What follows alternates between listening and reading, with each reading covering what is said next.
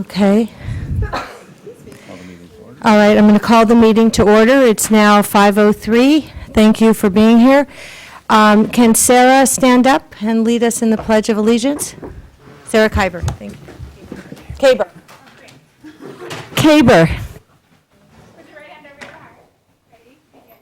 I pledge allegiance to the flag of the United States of America and to the republic for which it stands, one nation under God, indivisible, with liberty and justice for all.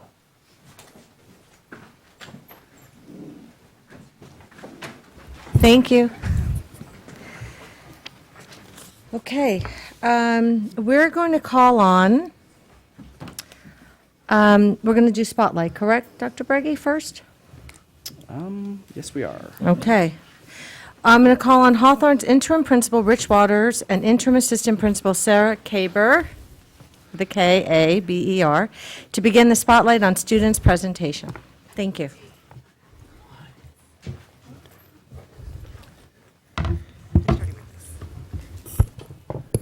These things are never tall enough. Honored board, thank you for having us tonight. It's a pleasure to be here. Recently, Hawthorne is being redesignated as a Great Schools to Watch. We sent our team up to Sacramento to receive the awards, which we have brought back to share with you because you too have been designated. And so we wanted to read that to you. And then we have a very special visitor who's going to share some stuff with you as well. So it reads, Beverly Hills Unified School District Board of Education. Beverly Hills.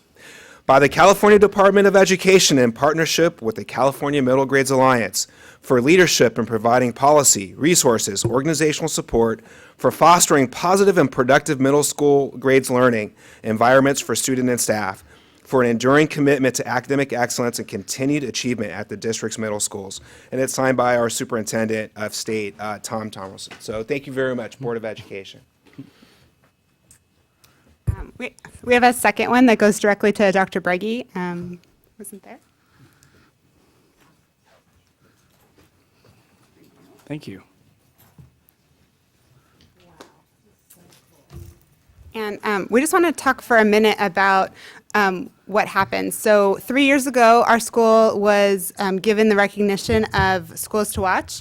And every 3 years, you have to go through a cycle of redesignation. And so we wrote our redesignation with a team of 8 staff and a lot of students that helped. And what they're looking for is small things that make our school stand out among other schools in the neighborhood and in the state and in the country.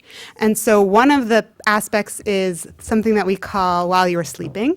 And I've invited 8th grader Matin Yashova to share a little bit about that. And so there's a slide for him, for you.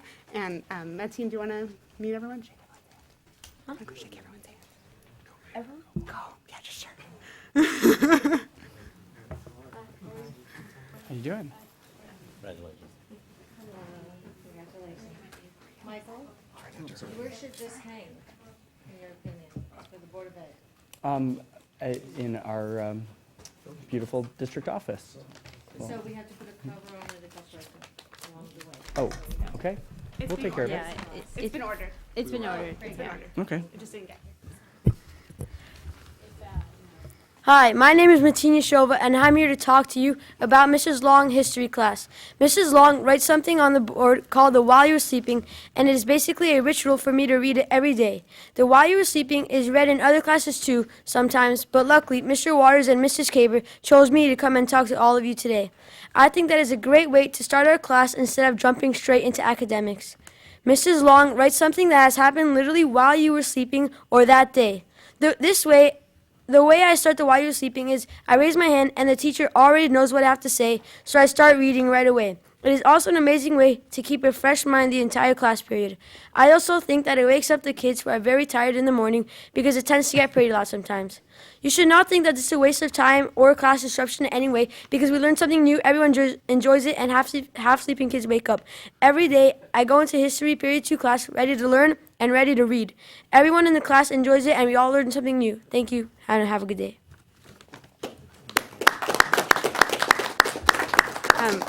We put together 3 different While You Were Sleepings. They're sort of hard to see, but you can see that that's what they look like in the morning with her own hashtags on them. And all of the 8th graders get exposed to them every morning, and then they discuss them. So thank you so much for your time, and congratulations on your award. Thank you so much. Oh, sure, Maxine.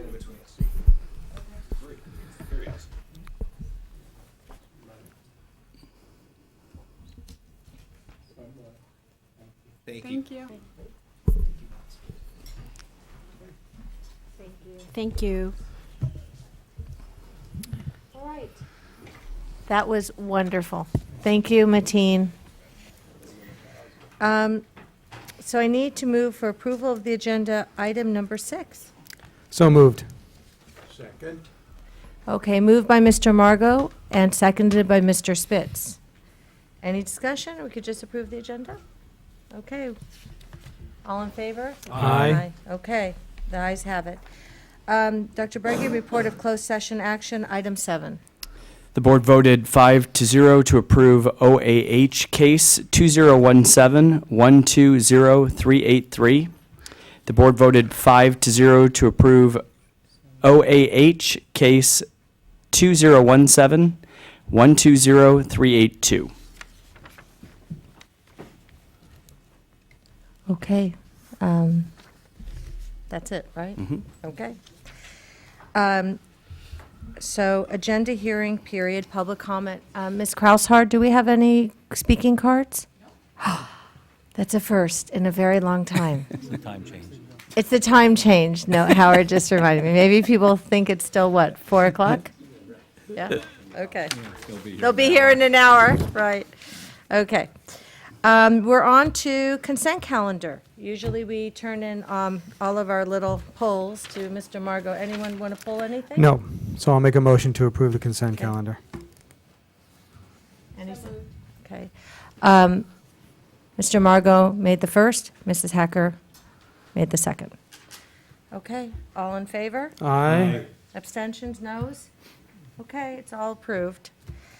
Now we're on to item 10, reports. 10A, Superintendent's Report. Dr. Breggy. Just a quick report. Hawthorne, thank you for your presentation. It was also great to step in for a bit yesterday and see the multiculturalism event that was put on. High attendance, kids excited, lots of food, lots of parents. It was a great event. I wish it could have stayed a little bit longer. This evening, several of us are going to be headed off to the Municipal League is having a town hall meeting at 7 p.m. this evening, so I'm looking forward to attending that. And then just to all of our staff and our students, it's been a bumpy year, to say the least, but it's been a good year, and I'm looking forward to having an opportunity to recharge like the rest of you for a well-deserved spring break coming up. Thank you, Dr. Breggy. Okay, Jonathan Artal, our Student Board Member Report. Thank you. I'd like to begin by congratulating our theater department on a really fantastic production they put on. I saw it Saturday night. It blew me away. Definitely the strongest production I've seen here over my 4 years at Beverly, and that's saying something because they've put on some fantastic productions. Actually, going on in about an hour is the high school junior senior night. Which is a event for competition between the juniors and seniors, where every year the seniors crush the juniors in a series of games and fun activities. Tomorrow is the high school's career day, and this is a really incredible opportunity that's put on by a career day staff, and in particular by Mrs. Dubin and Mrs. Redston. That'll be a really incredible opportunity for students to get exposure to new career paths, kind of explore passions and see what they might want to pursue at the next levels. Tomorrow we're also hosting a national walkout on gun violence and campus safety. And we've worked with administration to make sure that students can participate in the walkout without having to miss any class time, without disrespecting the career day speakers or their teachers who have dedicated their time. And what this will be, it'll be an opportunity for students to exercise their own voice, because students are the people who need to drive the change in this country. And we're excited for the opportunity to express our beliefs, to express our passion and commitment to change. And we want to give students that platform to express their beliefs and make their voices heard. Finally, on our first day back from spring break, I believe it's March 26th, our students will get to experience a assembly held by our Black Student Union. And particularly following the recent events, including the racist social media posts and other incidents that have come to light, our students have really come forward with the fact that many of them feel disconnected and disengaged on campus, and many of them don't feel supported, or that our campus culture doesn't do everything that's possible to support them. We're hopeful that activities, assemblies like these will allow students to better empathize with students around them, better understand the situation, and better model their own behavior, so that it promotes a campus culture where everyone feels safe and supported. Wow, thank you, Jonathan. And I just want to say that I saw the production as well. The Drowsy Chaperone. I would say it was definitely better than Off-Broadway, and it came very close to Broadway. It was that good. The music, the performances, Mr. Margot's son was just over the top, wonderful, stellar. The singing was incredible, the dancing. It was just, I couldn't believe it. I couldn't believe these are high school kids. So kudos to all the people who put in all the time and energy, the instructors and the teachers and the parents, and especially our performers. It was amazing. Yeah, my son is charging me for autographs now. Okay, I'll have to ask for one and pay for it. Thank you. Okay, on to human resources, item 11. I'll make a motion to approve Resolution 2017, 2018, 023, authorizing an agreement with Keenan Financial Services to design and administer a supplemental early retirement for eligible classified employees, provided there is sufficient employee participation. I'll second. Okay, moved by Mr. Spitz, seconded by Mr. Goldstein. Any discussion? You guys have any? We're all good? No, I Yeah. had a question. Okay. Ooh, and I'm sorry I missed this earlier. On the summary sheet that's attached, I just want to understand the use of the dash, the 5-year projected savings has a dash in front of it. Does that mean it's not a savings, or it is a savings? Oh, negative. It is a savings, okay. Because there were other columns that had the word savings that did not have the dash, so that would have been an expense and not a savings then. Okay, just wanted to be clear on that. Thank you. Okay. All right, are we ready to vote, folks? Okay, all in favor? Aye. Aye. Abstentions, noes? Okay, it's carried unanimously. 11B, approval to hire a district director of school safety. Dr. Breggy, do you want to discuss this? I'll make a motion. So we Okay. can put on the floor to hire a district director of school safety. Okay, moved by Mr. Margot, seconded by Mrs. Hacker. And Dr. Breggy, you have the floor, if you want to say anything about Yeah, it? thank you for just a quick opportunity for some clarification. Many times when we're looking to hire a position, there is a greater opportunity to build the position, cast a wide net for that position. But procedurally, we have placed somebody in that position right now as an interim, and that's Mr. Chris Hertz. So tonight, we're really seeking approval from the Board of Education to approve the actual position, and we will be back to make a recommendation to you on March 27th at our next meeting to fill that position. Thank you. Any questions? Okay, well, let's take a vote. All in favor? Aye. Abstentions, noes? Okay, it passes unanimously, and we'll look forward to that posting, I guess, at the next board meeting, right? Yes. Okay, thank you. 12, Business and Finance. 12A, Davis Demographics Presentation. Hi, welcome. So the district embarked on getting updated information for our Future Focus Schools team and just for the future of our school district as it relates to demographics. yours? And so I'd like to turn this over and if you could just do a brief introduction for us and tell us a little bit about the report. I do want to make it clear we have made this report available publicly. It was in a draft form. We've provided it to the Board of Education, and this is just an opportunity to get a quick overview and presentation of the work this evening. Well, good evening. And I'm guessing this is, Okay, it's all right, I'll open it. okay. Good evening, I'm Scott Carlucci with Davis Demographics and Planning. Maybe I have it here. And I just wanted to quickly give you a brief update of what we did for you for your demographic study and methodology. So let me tell you a little bit about what we did, our methodology and deliverables. Excuse me. Excuse me. We base our projections upon resident student data. So we feel that facilities should be based where the students live. We use the area demographics instead of school enrollment because area demographics don't change as often or as easily as school enrollment may change. We want to make sure the facilities are where the students are residing. We collected various data sets, including 4 years of student data, area births, various census data. We created a short to midterm student population forecast, which hopefully you have in front of you or you've seen and read. It's riveting. We did some various analysis, reported on the findings. A couple of the analysis we did was student capture rate and student transfer analysis. And now we have this wealth of data available for you for anything you may be needing to use in the future. Quickly, the data that we went through, we use what's called a GIS, a Geographic Information System. You guys are all familiar with it with Google Maps and your navigation systems in your cars. We've got the street database of the area, the student attendance areas, which we broke down in what we call study areas. These study areas are small geographic areas that we can do analysis on. They're based on main streets, and they have anywhere from 10 to 75 students in each area. What we did then is take the student data file and geocode it to their given address.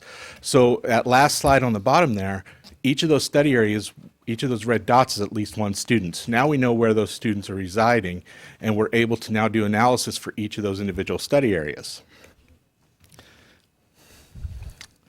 The projection calculations, like I said, are based on that study areas. They're where the students live. We graduate the 12th grade students, and we move up the other grades. And then there's two major factors that will impact the students and the projections. There's birth data, which we collect by zip code, and then there's mobility, which is the retention of students as they move through the grades. If you have 100 first graders in 1 year, the next year you expect to see 100 second graders. What we've done is we've tracked that transition for the last 4 years and applied that. On the sheet, you can also see that there is residential development there. You don't have any significant development, 50, 100 plus units. So any development that you do have is caught up in that mobility factors. If there's a lot that's built on and a student comes out of it, that'll be caught in the mobility factor.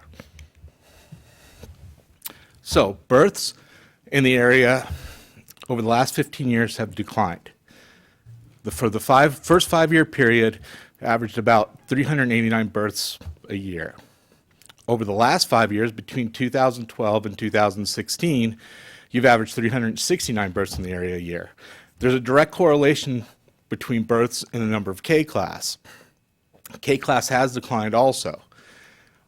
What we're expecting to see that K-class maybe decline a little bit more over the next few years and stabilize out. So not a very drastic change, just a slight change in K. Mobility is probably the most important factor, and that's the retention of students from year to year. The three boxes you see there are ones I want to highlight. The first is between kindergarten and first grade. Normally you see this as positive. Green are positive, red is negative. So you're getting about 20% more students in first grade in Beverly Vista than were in kindergarten the year before. This is normal. We see that in most districts. They're not in your schools in kindergarten, but they show up in first grade. In your district, you're seeing a decline between 6th and 7th grade, as low as, which I see heads nodding because I'm sure you know this, as low as 89% of the students are actually not showing up at your 7th grade class. I'm assuming they're going to secondary somewhere else. And then you see the normal declines between 11th and 12th and 10th and 11th. That's just students that are not finishing their high school careers. That's normal to see. But overall, 62% of your district is positive retention. It means you're getting more students each year than you had the year before. The reason it's important, it's applied to every student for every grade. So you can see, living in the Beverly Vista area, school district area, you had 52 kindergartners in 2017-18. As that mobility is applied to them, it goes up, and by the time they're in sixth grade, it's almost doubled to 98 sixth graders. So that's why this is a very important factor, and that's why the positives are very helpful. So overall, your TK-12 enrollment has declined over the last few years. We're showing a slight decline still over the next couple of years, but not maybe at the same rate. What it looks like to us is that it's going to probably stabilize around 3,700 students in this time frame, within the 7-year time frame. So you're in the 3,900, so you might lose a few hundred students, and it should stabilize around there. That's what everything's indicating at this point. May I ask you a question? So you're Mr. Davis? No, I'm Scott Torlucci. Okay, The all right. Mr. Davis is, he's back at home, I think. Okay, good. All right, I hope he's having a nice time. I- You said we're going to stabilize at 3,900, do you think? At 30, rounds 3,700. 30, so we have a ways to go. Yes, there's still a couple of years of decline that we're seeing, and that's based mainly on that lower kindergarten class. For Which is the years. lower birth rate. Right. But obviously, when you say birth rate, you realize some people move in when their kids are 3 or 4. Definitely. But is it still a really good measurement to look at birth rate? Exactly. It holds up. It's the best indicator that we have to figure out what's going on. We've seen that correlation. It's not a direct one-to-one correlation, but we do see kindergarten class does mimic what's happening in the births. Okay. And he also Thank mentioned, you. Mrs. Korbachov, I think you mentioned that there was no huge infrastructure being developed that would. New housing developments. that Yeah. would indicate a growth as well. Right. Yeah, there's not a lot of densities. Yeah, there's not a Coming lot of into space to Beverly Hills. put Right. dense housing units that would produce a lot of students. Right. And the small little things that are happening in the individual houses and even small apartment buildings would be caught with the mobility factors and not really change your facilities planning. Right. Okay, thank you. So, any other questions about the overall enrollment? We're seeing this, I believe, in the entire district, the TK-12. Like I said, it's going to stabilize around that 3,700 for the next few years. So one of the other studies that we do that I feel is one of the most powerful documents is the attendance matrix. What this does is showing where students live versus where they're going to school. So if we look at Beverly Vista, that attendance area, there's a total of 693 students residing in Beverly Vista's attendance area. If we look at who's attending there, there's a total of 727 students attending Beverly Vista. And what this is showing here is that there's 474 students that live in Beverly Vista's attendance area and reside there. So that's only 68% of the resident students are actually going to their home school. You can see 75 students are going to El Rodeo, 84 are going to Hawthorne, and 60 are going to Horace Mann. And you also could see that Hawthorne, if you look down, they have 562 students, and 52% of them are not actually living in their attendance area. They're getting half of their enrollment as transferring in on intra-district or inter-district transfers. The other analysis we did was student capture rates. What we did is took third-party demographic data, overlaid the attendance areas to get an estimate of the school-age population for that attendance area. So for Beverly Vista, we have 1,176 estimated school-age students in there. You're getting 1,051 are enrolled in one of your schools. So you have about an 89%, 90% capture rate for Beverly Vista. You've got 71 for El Rodeo. Hawthorne's got about 55% capture rate, and Horace Mann has got about 93%. Overall, you're about 76% capture rate for your district. About 1,100 to 1,200 students out there potentially going somewhere else, which isn't surprising when you look at the educational opportunities around here. Within the district, there's enough seats for about 740 students of private schools just in district boundaries. If you expand that out to a mile from the district boundaries, there's almost 5,000 seats out there. So there's plenty of educational opportunities within the area. When you looked at educational opportunities, you looked at private and parochial. Yes. I mean, private, but not, and parochial schools. Yes, religious and non-religious. Right, okay. Yeah, and that's all in that chart. It's got their affiliations if they are.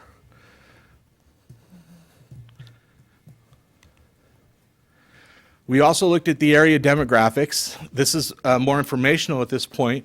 Just give you an idea of this is your general demographic information, the age, incomes, housing of your population. We can look at this more in depth if you'd like to at some other point. And I just have a few other observations that I made, just want to reiterate them.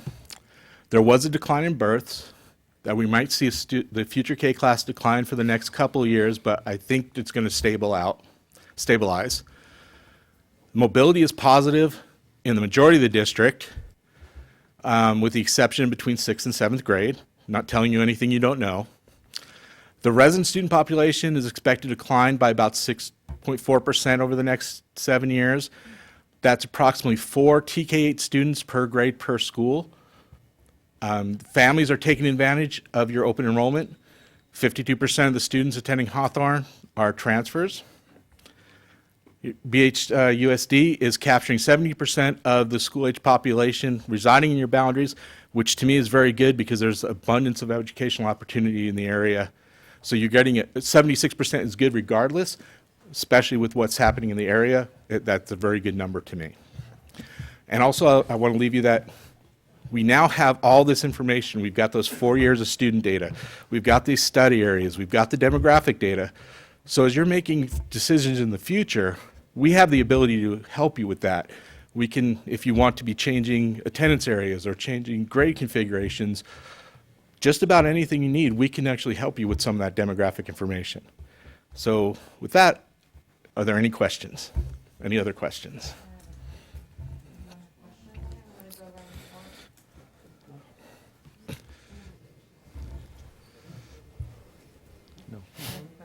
You have comments, but if you want to ask your question, go ahead. Sure. So on page 17, where you have private school information, so I just want to see if I'm reading this right. Let's just take the Christian Academy. It shows grades served K through 12, enrollment 9. Those are 9 of our, No. okay. No, those are just, it has 9 students enrolled. So do we know how many of kids living within our boundaries are going to these schools? Where is that We number? don't have that number. Unfortunately, it's not available to us. Private schools don't share their enrollments and their student lists with anybody, so we don't have the ability to know. So then, we don't know if there's kids not attending our schools, we don't know why. So if I knew it was an Orthodox Jewish day school or Catholic school, I'd presume it's for religious reasons. Correct. Structure, whatever. But I really don't know how many of the 496 kids at Harkham Hill Hebrew Academy, where I went from K-8, is how many of those kids are actually in the city limits? We don't know. Yeah, unfortunately, there's no way we can get that information without actually talking with them. You have that? I do have it. Okay. No, and that's fine. But I have it through title, knowing whether or not, if any of our, sorry everyone. I do have that information based off the fact of title funding. I need to know how many of our students that reside within our attendance boundaries attend any of, if they're within Beverly Hills. So if they go to Harvard Westlake because it is out of our attendance area, I would not know that number. I only know, I think it's 3 that we support here. Good Shepherd, Harkham Hillel. Right. Yeah, yep. And so I do have those numbers, and I can share those with you by tomorrow morning. Yeah, I'm just curious, because I would think a lot of those kids are going for religious reasons. What's concerning is why are kids going to other schools that are not religious in nature? What is the perception of why they don't want to come here or stay here? Some of them come and then go. So, okay, thank you. You're welcome. So I just wanted to ask along those lines, on the previous slide that, well, we were just on, it says page 17 on it. It's back, you can go, keep going back. I'm looking at what's attached to the agenda. Yeah, this one. Potential students are 1,158. Yes. Is that, so that is a real number of potential students of this age group? It's an estimated number. It's an estimated number? Yes. Yeah, so what we've done is we've overlaid the attendance areas and the district boundaries onto demographic data, which is correlated down to a census block group, and it's given the estimated number of school-age population in each of those areas. Okay. So, No, I just didn't know if it was a real number. no, it's not an exact But number. that number on the far right-hand column, like 561, that is the number of some certainty that there are 561 school-age children in the Hawthorne limits that are not attending any BHUSD school, including Hawthorne. It's an estimate. Right. It's an estimated number. Estimate, is it, Yes. would you say it's off by a couple percent? I mean, what is Yeah, the it's range of probably error, off- I would say probably 5% up or down. up or down? Yeah, yeah. So- This gives you a general idea of Yeah. where your students are. Well, it's interesting because it makes sense. Horace Mann has the most density. It's the gateway, it's the entry to living here. It's more apartments. And Hawthorne has some apartments, but it has a lot of single-family homes and people up in the hills. So it's very interesting. That is interesting that Hawthorne is so high-performing, and yet they're not attracting enough of their own neighborhood kids. Or we're not, they're not, all of us aren't. Well, also, if we look back at here, Hawthorne is actually, if you look at it, they have 393 students in their residence area. They're only about 68% are actually going, and these are hard numbers. These are from your student file. Hawthorne, because it's so high performing, more than half of their students are living outside of their attendance area or outside the district boundary. So they're attracting students from all over. But not the homegrown as many. Well, yeah, they're not necessarily the homegrown neighborhood ones. kids. The neighborhood kids are seeming to choose between Hawthorne and other schools. I have a question. Yeah. Is it possible where you have a school like Hawthorne that has a larger number of kids from other school areas, Uh-huh. is it possible that there's something cultural that's behind that? It is always possible, but I don't believe so. I think it's just with the makeup of the neighborhood, the affluency of the neighborhood, they have the availability of going to other districts or other private schools. So I don't think it's a cultural issue. So does El Rodeo, and the numbers are vastly different at El Rodeo. This brings up a point that was brought up many times as we were looking at reconfiguration, and that is trying to get to that population to find out why certain decisions were made. And this just kind of amplifies the fact that, there's hundreds of people that we need to get to find out more about the decisions that they're making. It's That's very tough to true. do. It is. We've actually had other districts hire a consultant to do surveys on why those students are not attending one of their schools. We've also had districts, they always have a exit survey, let's say, Right. for their students. Yep. They have to turn in their paperwork, we're not going to your school anymore. Why is that? Right. When they do that. So, if you get a good response, you can get a good idea. Right.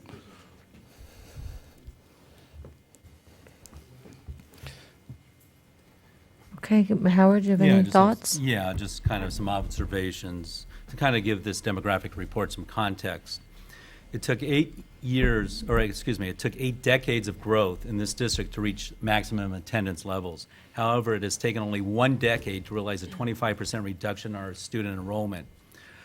Some of my colleagues have brought up why, or asked the question why. Well, there are many factors to explain overall student enrollment and why it's decreased by 25% in the last 10 years. A primary cause to the decrease, and that happened very quickly, was a change in our district policy to no longer admit out-of-district students. Other factors are the high cost of housing in Beverly Hills, the district's construction program, religious school options, as we discussed, private school options, and the inequality of education throughout the district. We've heard a lot about that during the FFSD. We can control the latter. We can control the quality of our public education.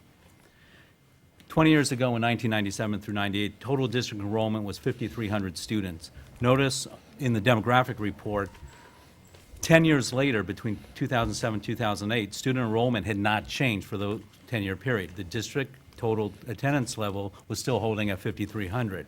However, by 2008-2009, the district began to see a reduction in student enrollment.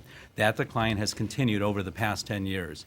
10 years ago, total enrollment in grades 6 through 8 was 1,275 students. Today, it is a little over 900. That's what was spurring the FFST discussions as to whether we consolidate to 3 K-8s or a dedicated middle school. 10 years ago, the total student enrollment at the high school was 2,457 students. Today, it's just about 1,400 students. For decades, grades K-5 had 500 students per site. That student population has not changed significantly over those 20 years, and it doesn't purport to change that dramatically over the next few years. Historically, however, grades 6, 7, and 8 had over 300 students per site. Those grade levels have seen a significant reduction of students. Decreased enrollment in the district over the past 10 years requires that we continue to evaluate our current configuration based on smaller student populations and how to best serve those students in our existing facilities. Based on the Davis demographic report, I would like to ask my colleagues to give direction to the superintendent to continue to work with the board to form a new reconfiguration committee to continue the work of the FFST.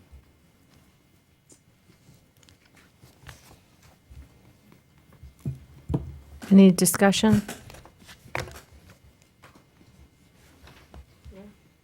Okay, Mr. Goldstein, I will put it on the next agenda, discussion of, I'm going to channel like Tide detergent, new and improved. FFSD committee 2.0. discussion, 2.0, yeah. Okay, Great, thank you. okay. Okay, if we have no more questions or discussion, I thank you. Thank you for being here. Thank you. Thank you for being here. Do you expect, just one last question. Yes. Do you expect these numbers to hold for some time? Meaning, how often do you do a refresh on demographics, like every decade? No, we suggest annually. Annually? Yes, yeah, things can change from year to year. It also allows you to get ahead of the curve when it does happen, to be proactive instead of reactive. What have you seen anecdotally, and I realize there may be no empirical evidence, that after schools are open and they're brand new, like Horace Mann just opened, and we saw a decline, and hopefully we'll see an uptick. Kids will come back. El Rodeo will be in 3 to 4 years really robust and done, mostly done, except for some stuff on the perimeter. What do you see in terms of numbers, demographics? Well, a new school, there will always be, as we undelicately say, kids coming out of the woodworks. You'll have a big group of students start at a new school, and that does normally decline and then stabilize a little bit lower than what it opened at. That's normal. What we've very honestly seen is when you're rebuilding schools or working, renovating them, programs have brought students back. In redoing programs or offering various other programs or new programs to the district has helped bring students that may not have been going to your schools back to your schools. Okay, so an annual refresh is obviously not as big an arduous undertaking as this was. Correct. Financially for us. Yeah, it's a little bit less because we don't have to gather as much Right. of the data each time, every Okay. time. So definitely, I would say to the board and Dr. Breggy that Horseman will come back online, and then as time rolls out, the high school will kind of come back here and there, and then you have El Rodeo. We might want, other boards might want to look at this annually, because. I would agree. I think that it's difficult to look at if you don't keep it up, because we have a very unusual and very open process for transfers. Right. And so, and that's really unpredictable. And so unless we keep up with that data, in 2 years, this could not be the best guide for decision-making. This is a superior document, and we want to take that time and update that as we go along, because of we have a high number of volume of students that transfer from building to building. But also, as I think these buildings come online, you may see people either move in or opt to come here because they may not want to spend money on private school, and they'll think, well, I'm getting more at my neighborhood school, and I'm not laying out $30,000, $40,000 a year. And So- Horace Mann's a good example now Right. that that's finished and beautiful, and people see that in the neighborhood, and Right. they want It to draws them in. Sure. Okay, so I thank you for this. I've really never seen something so comprehensive. It's eye-opening. I think as person who ran 2 campaigns, and I walked a lot the first time, we've all remarked when we've walked that we saw so many kids in uniform that were not in our school, and we were always just, we couldn't, you can't be, sort of obnoxious and ask, like, what did we do wrong, or what, When I recognized uniforms that were religious, I understood there might be some inclination because of religion. But when I just saw the uniforms of private schools that were non-denominational, I always wondered, okay, what happened? And then I knocked on doors, and they told me, I went to the schools. My kids aren't going there, and they're very polite. They don't want to, you're walking for school board, so they don't want to, tell you why. But it would be really great if we could get some data from these people, because it's like an exit survey. You know why they didn't come or why they left.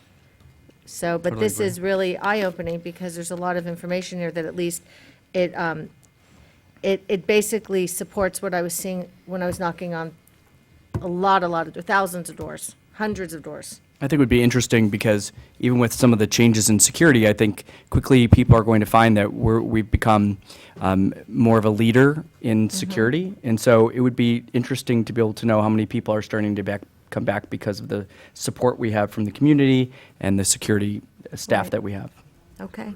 Thank you so much for being here. You're welcome. Thank you for having me. Okay. 12B, Dr. Breggy, we have a rejection of a claim. I'll move to reject claim number 551169. I'll second. Moved by Mr. Spitz, seconded by Mr. Margot. Nothing to say about it, no? No, this is just a standard procedure and protocol to reject this claim. Okay, thank you. Okay, all in favor? Aye. Aye. Abstentions, noes? Okay, passes unanimously. On to 12C, approval of 2017-18 second interim report with a positive certification. Who would like to move on that? Second that? I'll make a motion, Mrs. Korbutov, to, let's see here, let me get organized. Sorry about that. To approve the second interim report. Am I saying this right? With a positive certification. Okay. Any seconds? Yeah, I'll second, thank you. Moved by Mrs. Hacker, seconded by Mr. Margot. Discussion? We have presentation. Presentation. Oh, my goodness, I'm sorry, Anjali. That's okay. Latanya's out sick. Thank you for taking over. Okay, no problem, anytime. So good afternoon, Board, Superintendent, Cabinet, and stakeholders. My name is Anjali Villaflor, Director of Fiscal Services, and I'm here to present the second interim report. The second interim report is required by Ed Code, and it's for the governing board to certify that the district's ability to meet its financial obligation for the current fiscal year and the 2 subsequent fiscal years. And as we stated on the board agenda, we are certifying this with a positive certification. And also a reminder that the second interim report is the period ending January 31st, 2018. Okay, so this is kind of a quick PowerPoint. I know how much you love listening to budget report presentations. So we're just going to go over the budget overview, what's changed in 17-18. We're going to focus in on the unrestricted budget, and then talk about some changes in 1819 that were applied to this budget. I was hoping this would come out bigger and clearer. It looks perfect on my desktop, but I think you all have printouts. Okay, so this is an overview of our budget as of second interim. And what you have here is the adopted budget where we first started, 17-18, what we approved in June, and then what happened in for first interim, and that was approved in January, and now we are in second interim and the 2 out years. So what we have in the green box is what we are approving today that we're submitting to LACO. Okay, so what I want to point out on this page is if you follow the second interim, which is the column right in the middle, and you go past the yellow line into the next colored line, I believe it's, actually it's the third colored line, it's $3.6 million.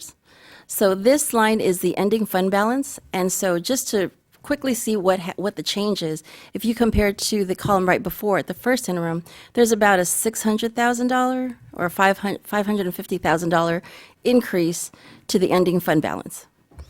The other thing I'd like to point out as in this overview is on the next column for the projected budget for 1819. If you follow that yellow line straight across, the first time you see an amount, it's 1.4 million, and that happens in 1819. And then in 1920, that amount is 5.5 million. And that's what's going to be required, a required transfer that we're going to need coming from Fund 17 to cover our budget expenses. Okay. Right. So what changed in 1718?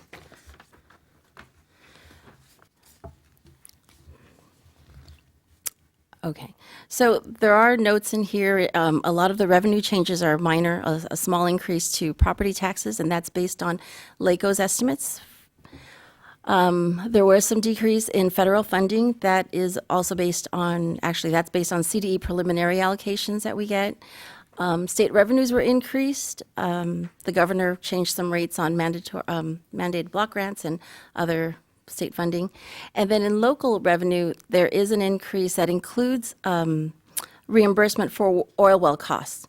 So some of that amount is corresponds to expenses and services.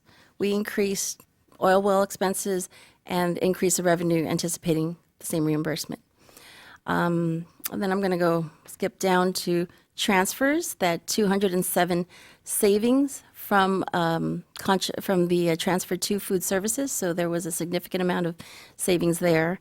And our total net change fund balance for 1718 is 550,000. So if you look further down the last two lines, that 550,000 is actually split between your restricted and unrestricted funds. So most of your savings is found in your restricted budget.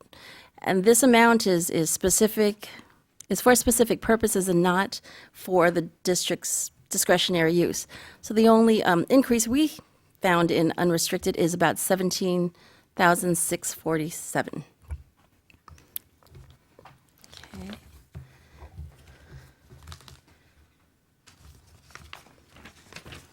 Okay, sorry about that. Okay, so now I'm going to focus in on the unrestricted budget. Okay, so, oh God. In 1718, I can't read this now, I'm so sorry. It looks like the revenue total is 61 million? 61 million, and then 63 million for expenses, which gives you a unrestricted net change of 2.8, with the beginning fund balance at 5.503. Your total your total ending fund balance is 2.6 million. At the end of 1718, you still have 10.3 million in Fund 17.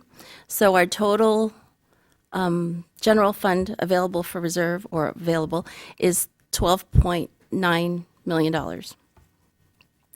Moving forward into 1819, you have 62 million for revenue and 67 for expenses, which gives us a negative net change of 4.1 million. The beginning fund balance starting in 1819 is only 2.6, so you need to borrow 1.4 to cover all obligations for that year, which will bring Fund 17 down to 8.9 million.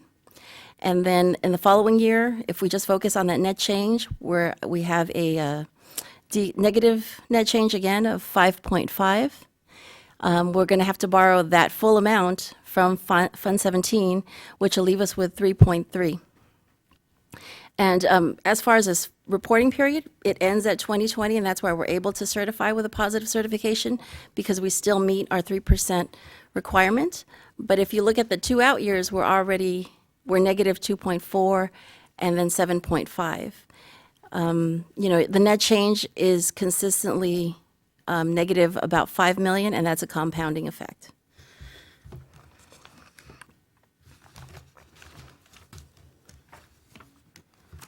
Okay, so what's included in 1819?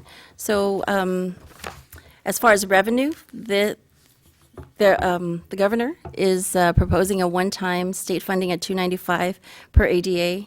That's about 1.1 million in new revenue that we didn't have in first interim. And in prior reporting periods, we had a $5 million cut to certificated cost.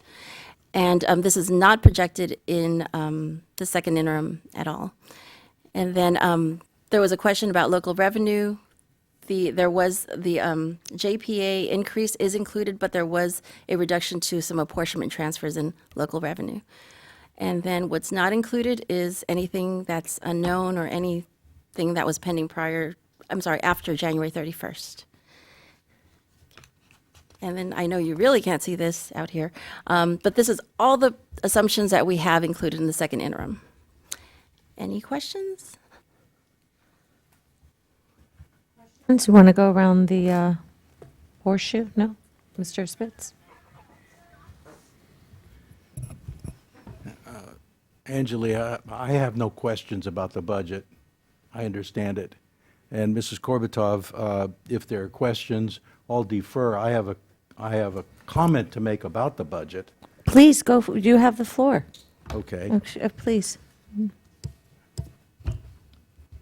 3 months ago, this board unanimously adopted a first interim budget that included a commitment to reduce next year's expenses by $5 million, primarily in certificated payroll and benefits, to bring about a balanced budget and operating surpluses. That commitment required reconfiguration of our schools. Since then, a majority of the board reneged on that commitment. Consequently, this updated second interim budget forecasts operating deficits that will reduce our reserves from 18% to 12% to 4%, which LACO is not going to allow. So I have this to say to the board majority. This is your budget. You brought it about, and you own it. And when it comes to vote, Mrs. Korbutov, I request a roll call vote. Yes, Mr. Spitz, I was going to do that, but thank you. Thank you for your comments. Mrs. Hacker? I do have one question for Mrs. Villaflor. Could you please tell me, I know that your estimates that you've used to project was 6% for taxes, for tax revenue. What was the actual amount that we generated last year? Was it 9% or is it 6%? I believe it was 9%. Okay, great. Thank you. Mr. Goldstein? Thank you.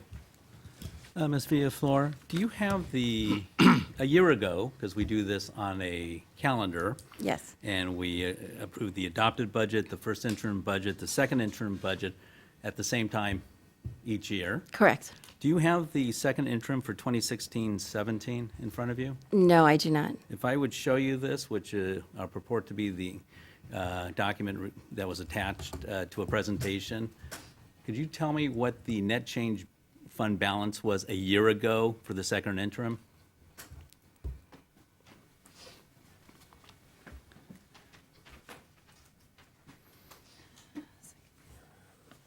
A year ago, the net change fund balance for the second interim was negative $4 million. Okay, so we were projected to be $4 million in debt. Correct. Okay. And do you have the information with regard to the audited actuals for 2016-17, the year that that was based on? The audited actuals, I do not. Okay. If I was to represent to you, our revenues were about approximately $68,112,647, and our expenses were $98,019,662, which showed a positive balance of $92,000. Would that sound about right? The audited, yes. Okay. So with regard to this year now, so a year ago, our second interim showed us to be in debt for that year at $4 million. And our audited actuals, once all was said and all was done, when they looked at revenues, which we all know we underestimate to some degree, okay? Because I think currently for this year, you used a 5% projection? It was moved up to 6, I believe. No, Oh, was it 5. It went from 4 to 5. 5.05? That's okay. Okay. You weren't in the room, so you'll probably get the memo. Okay. But for this budget, it went from 4 to 5. And ordinarily, for the last couple of years, it's been coming at about 6. There's some discussion they may even come in at 7. We'll find out in a few weeks from the county. So that would tend to indicate that the business office underestimates revenues, which is appropriate because we're a publicly funded school district and we want to be conservative. Is that a fair statement? Yes, that's fair. Okay. And with respect to revenues, ordinarily, with regard to our revenues, we seem to overestimate our revenues historically because there's just money that doesn't seem to be used. We have open POs. Our expenses. Our expenses, I'm sorry, strike that, That's yes. fine. Expensive, thank you. That we overestimate our expenses annually. So part of the function of what we see here is the fact that we, as a district, and our business office has to get a little bit tighter with regard to our projections for revenues and our projections for expenses. Is that a fair statement? I know you want to be conservative. I understand. Ms. Kerr Carter talks about it all the time. Right. Donald Marikawa talked about it. Alex Chernus talked about it. You know, since we're publicly funded, we can't go out and just raise fees. Let's say like the city, we have to play within certain guidelines. Yes. Okay. So in the last 5 years, our audited actuals always showed it positive. I don't. Or you don't recall. have those in front of you. Right. Fair enough. I know, I get it. You have it in front of you. I have it in front of me, and it does. And I went through it, with regard to the FFST discussion to demonstrate that it has. So what accounts for the fact that a year ago, when we did our second interim, this district was shown to be, was going to end up at $4 million in debt, but yet we essentially broke even? How do you count, what accounts for that? So it was. And I don't want to put you on the spot, because I know you're stepping in for Ms. Kerr Carter. Right, so. right. You know, the only thing I can say between the second interim and your estimated actuals, which is prepared Well, more towards. I'm talking about the audited actuals. That's when the auditors look at the revenues and expenses. Okay. So when we're looking at second interim, as I mentioned, it's as of January 31st. Right. So we make the funds available to everybody in the district to spend, and the business office doesn't have control over whether they spend it or not.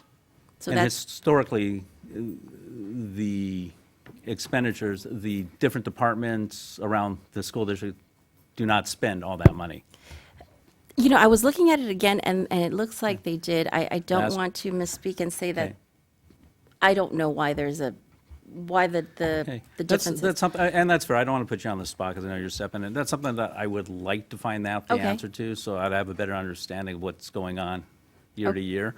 But with all that said, I do agree with Mr. Spitz to some degree. As far as I can see, over the last 5 years, our ending fund balance had increased from 2012 to 2013 from $13.7 million to our audit actuals of 2016-17 to 17.4. They had increased.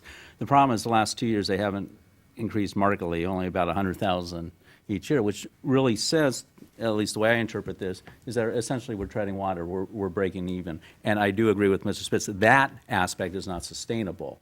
We need to do something about that. I know the FFSD made recommendations. One of the things that when we had that, I did believe that we should consolidate to 3 Ks. I did believe that ultimately we should be looking in a few years at whether we maintain the 3K model, because you've seen the demographic report that says our numbers are going down. If that holds and continues, this district will be down to 3K8s. We had talked about School Service of California that we had done over a year ago, February of 2017, that also talked about, and they had some recommendations. I don't want to go through the whole FFST discussion of reconfiguration, but they also came to the same conclusion essentially what Davis demographics said. The trend is lower enrollment, specifically in the middle school grades 6, 7, and 8. We need to address that, whether it's on the academic side of the table or this board needs to do something about configuration. One or the other has to happen, and otherwise, reconfiguration absolutely will be something that needs to be looked at further. We just can't stop. We have to continue to look at that, and decisions need to be made because we need to plan for it as a community. Thank you. Mr. Margot? Thank you. There was, trying to find the slide now, but there was one-time funds from the state. I believe it was 1.1 Yes. million, the ADA-related funds. Yes. What other expenses are, I mean, revenue is possibly expected or out there that we have not accounted for?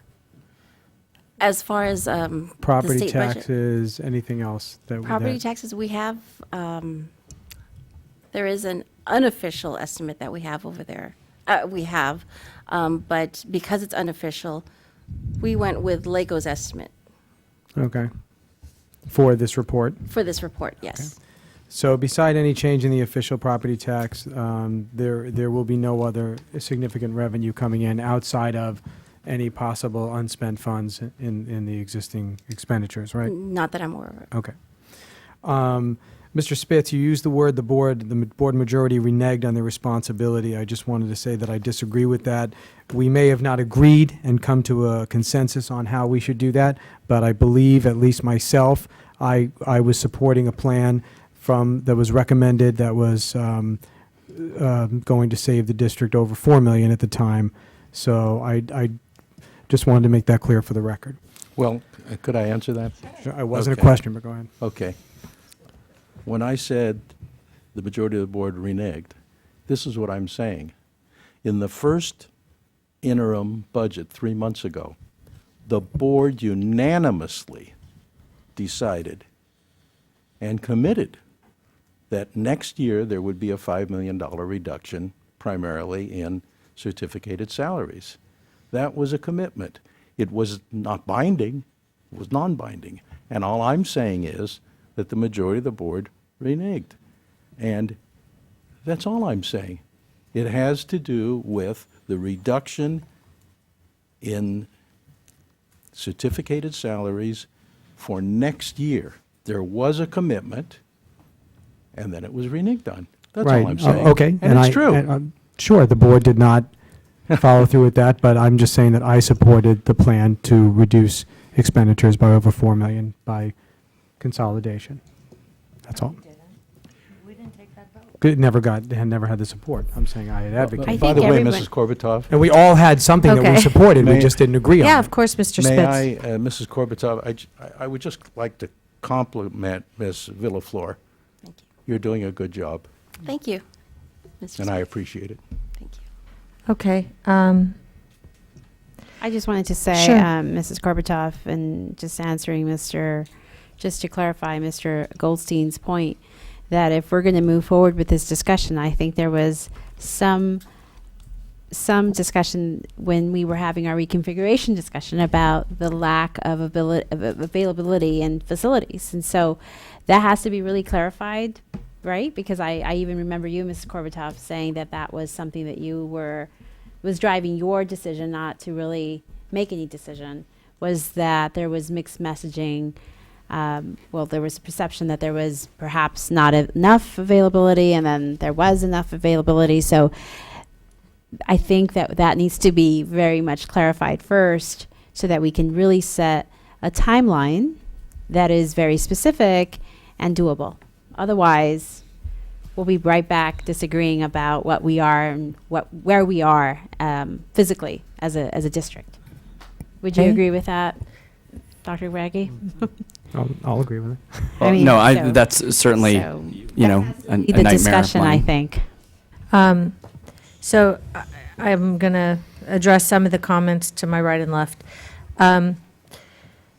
Unfortunately, when the FFST took up the question, there was a question that hadn't been asked appropriately or answered sufficiently. And one is, can it be done? Can we consolidate and close any school and farm kids out? The answer is, with El Rodeo under construction, not now. That's what the expert said, Don Blake. I'm happy to delve into that more and look at the square footage and the programming, and yes, you can physically fit people in, but can they actually function in the school? The second thing is the reconfiguration. I think the best way to harm a dedicated middle school idea is to do it in a way that is not 100%, to do it in a way that isn't deeply thought out, really well planned, and conceived that way, meaning BV is a K-8. It was built as a K-8. There are middle schools that look and function differently. They're constructed with different parameters and different sizes for libraries, for cafeterias, for rooms. Hence, I don't want to take a K-8 and make a hodgepodge and, click your heels, Dorothy goes to Kansas, and I have a dedicated middle school, which is not going to serve the purposes. And the best way to kill potentially a good idea is to do it in a way that's half-baked. So I make no apologies for my decisions because unfortunately, I don't have a lot of tools at my disposal when I have one school almost finishing construction, Horace Mann, and one deeply in construction at El Rodeo, and the high school is all ripped up. So and Hawthorne hasn't been touched in 100 years. So it's not like I'm dealing with a bounty of treasure here, and I'm just unwilling to make decisions.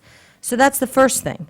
The $5 million, yes, is an assumption, and we all agreed to it. But Mr. Spitz, as a board member, I don't delve in and decide where to cut. The business office can proffer some ideas, but that has to come from administration. I'm not blaming administration, but we got no cuts. We got no cuts, and I understand we cut last year $1.7 million. Maybe there's nothing left to cut. I'm not pointing fingers or blaming. I'm just saying I cannot invent a rubric of cuts. That is not my role. I'm not supposed to micromanage. I don't want to. I'm not the superintendent. I'm not his administration. I'm not the business office. They bring it to me. I didn't see any cuts. Okay? I didn't see any cuts. And in fact, I saw additions. We all know about that. So, I didn't renege. I think it's very unhelpful when you put it in those terms. It doesn't foster good relations or good discussions. So I'm going to just forget the word because it's not a helpful word. It doesn't conjure up good relationships among board members. So I'm going to just say that, I'm here to receive the information. I don't invent it. I don't create it. Okay, do we want to go around and do a roll call? Yes. Yes. Okay, Pam? Yes. No? Yes. Yes. Yes. No. Okay, it passes 4-2. 3-2, well, yeah, Jonathan doesn't count. No, he does. It's just not. His vote doesn't count in this realm. Okay. 13A. One that makes sense half the time. 13A. Planning and facilities. I'll make a motion to approve the ratification of agreement with Quality Fencing to install temporary security fencing for the Beverly Hills High School modernization site. I'll second. Moved by Mr. Margot, seconded by Mr. Spitz. Any discussion? Doesn't look half bad. It looks good. Yeah. As long as it serves the purpose. I do have a question, though. For Jeff? Yeah, yes, Jeff, please. I've gotten some inquiries from parents that appreciate the fact that we're now working to secure our campuses, although there's some openings in the fencing, and I assume that there's some kind of gates that are going to go in. What's the timeline on those? Timeline right now is chain link is finished. They were tuning it up today. Gates are finishing fabrication, start install tomorrow. Our overall goal is that the gates are up, functional, have signage, and are to be used when the children return from Easter break. We'll be ahead of that schedule with the gate install. The gates, we finalized the signage today with the safety committee, and we'll be ordering tomorrow. We're shooting to have the permanent signage on by the time the children return, but we have a backup plan to have the temporary signage up in case the permanent signs take too long for fabrication. Great, thank you for that timeline. You probably cut down about 50 emails a day to the board, so I appreciate that. Thank you. And Jeff, before you go, what is the status on the gate out here on Heath and Moreno? And The steel traffic gate, there'll be another ratification coming the next board meeting on the 27th for you. That's run through our CUPCA program. We did a competitive bid for that work as well. That will be starting this Monday, and it's a 5-day completion oh, so that's also expected to be done before prior the to the students return. children returning to school. Okay, terrific. Thank you. Okay. Any other questions, comments? Okay. All in favor? Aye. Aye. Abstentions? Noes? Okay, the ayes have it. 14, communication from the board members. I'd just like to encourage anyone, if they can, to attend the high school walkout tomorrow. You don't need to necessarily agree with any particular measure to advance gun control or better protect student safety, but I think it's important that we encourage our students when they do take these opportunities to use their voices and advocate on behalf of what they believe in. Mr. Spence? My wife and I also attended the spring musical, and we were blown away. And I must say that Barbara and I go to New York at least once a year. We go to a lot of Broadway plays. This was in that mold. It was in the mold of a Broadway play, and it was better than some we've seen. It was more enjoyable than most we've seen. Absolutely phenomenal. Couldn't believe it. I agree 100%. That good. Yes, I want to congratulate all the students and the entire production team who put the musical together. It was an outstanding performance. My family and I very much enjoyed attending, and it was exceptional. It was an exceptional experience. So thank you to everyone who was involved. I just wanted to congratulate Hawthorne. I don't think they really gave themselves enough credit, Mr. Waters and Mrs. Kaber. Schools to Watch are high-performing model schools who demonstrate academic excellence, social equity, and responsiveness to the needs of young students. The Schools to Watch program is sponsored by the California Department of Education, the California League of Middle Schools, and the California Middle Grades Alliance.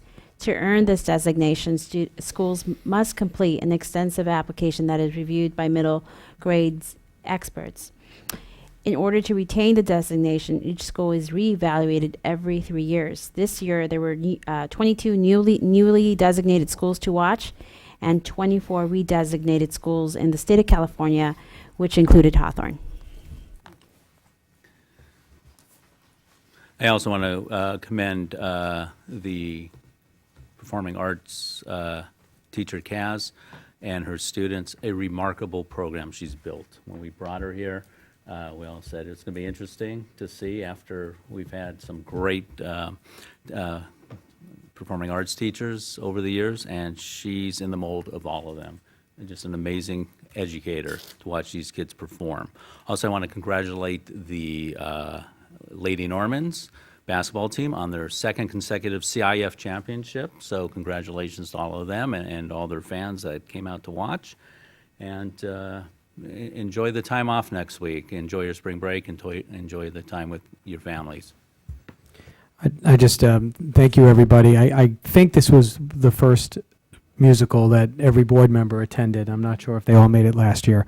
And that was great to see the support for that and to think about our athletes and our National Merit Scholars and the talent on the stage and how many wonderful things are coming out of this school district. It's a pleasure to be here with these students. I also wanted to wish all of the seniors, because by the time we come back on March 27th, a lot of them are going to know what they don't know now, and that's where they're going to college or where they've been at least accepted. So I'm wishing all of them, keeping my fingers crossed for all of you. Thank you. And with that, our meeting is adjourned.